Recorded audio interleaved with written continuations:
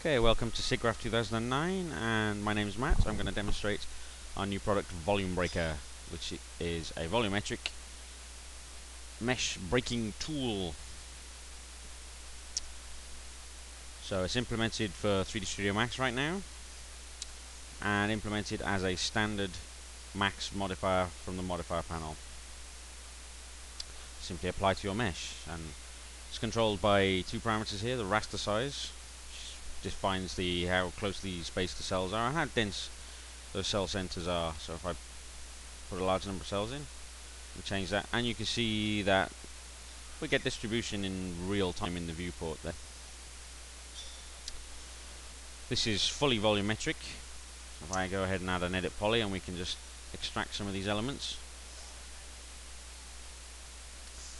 you'll see that it's truly volumetric within the volume of the object itself. It's creating full new 3D faces within the surface, fully volumetric.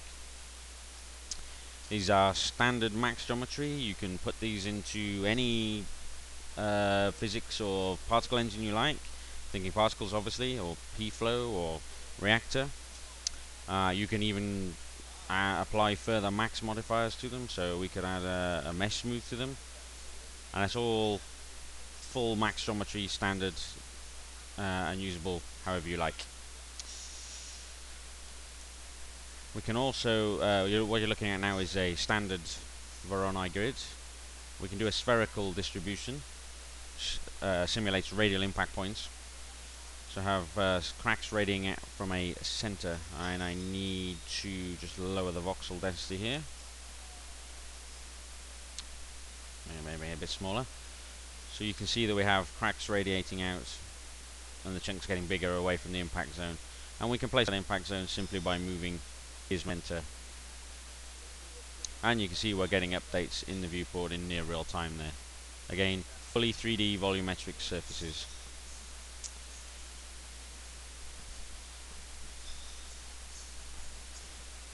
I'll just show you another sample showing the radial cracking on a typical scene, an arch here.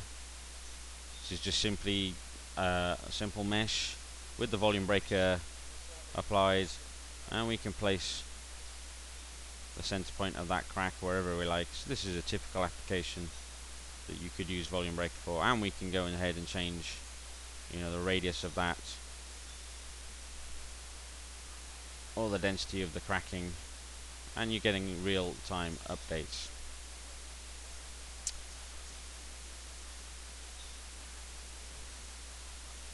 VolumeBreaker respects and retains all mapping and surface details. So we have here a box with the VolumeBreaker already applied, and I just simply mapped some materials to the side. And you can define a material ID within the volume breaking effect down here. They'll be applied to the interior spaces. So I'll go ahead and take some of these chunks out. We'll see that the original mapping is retained, and that interior surfaces now are mapped with the second material, and that's all fully preserved. VolumeBreaker also respects nested geometries, so hollow spaces and multiple layers of geometry. So in this scene we have a sphere, and within which it's a hollow sphere within which I have placed smaller sub-objects, already applied the volume breaking effect to it. So I apply the edit mesh modifier here, edit poly, just to pull them apart. You'll see that the hollow spaces within the sphere and the chamfer box I've got going on here are retained, and all the mapping and material assignments within there all fully retained by VolumeBreaker.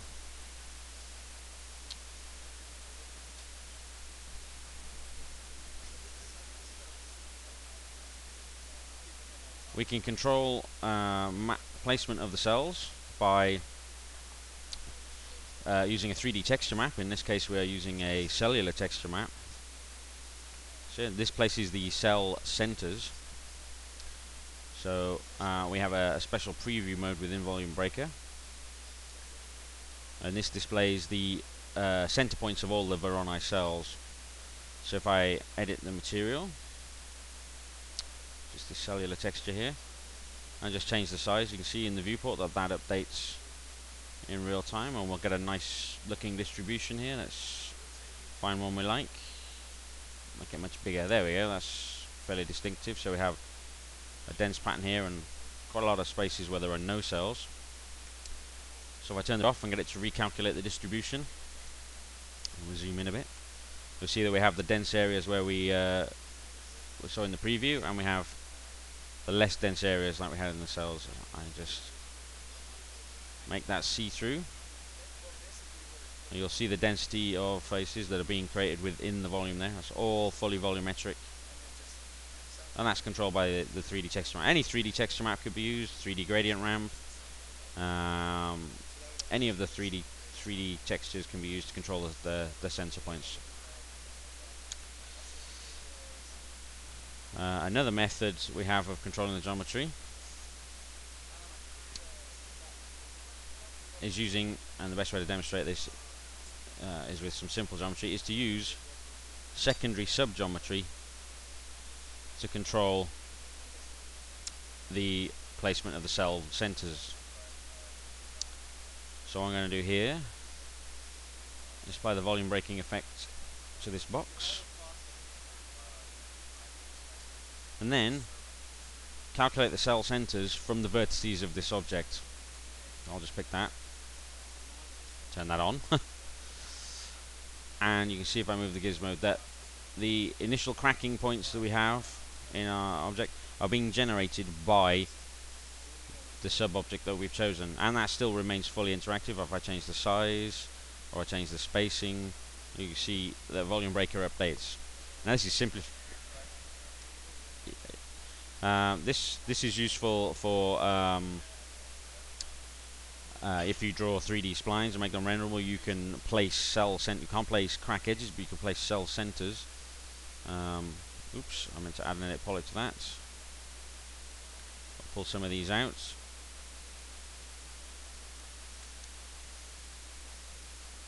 So we can see that it, again, fully volumetric. You can get shards. So it's a way of controlling the cell centers and creating crack patterns that you would like. And I'll just remove that. The last method we have of subdividing is we can subdivide into a regular grid of bricks, and we can control the height and width of those bricks, the depth of those bricks, and we can control the offset, so we can stagger them to have non-regular grids. And this is all again fully volumetric. I go ahead and just move some of these out. You can see that it's fully volumetric within the volume of the original mesh. And this is a great way for creating very quick amounts of debris for destruction scenes, and what have you. I've got one more example of that just here. Or at least I thought I had. Okay, where have I put it?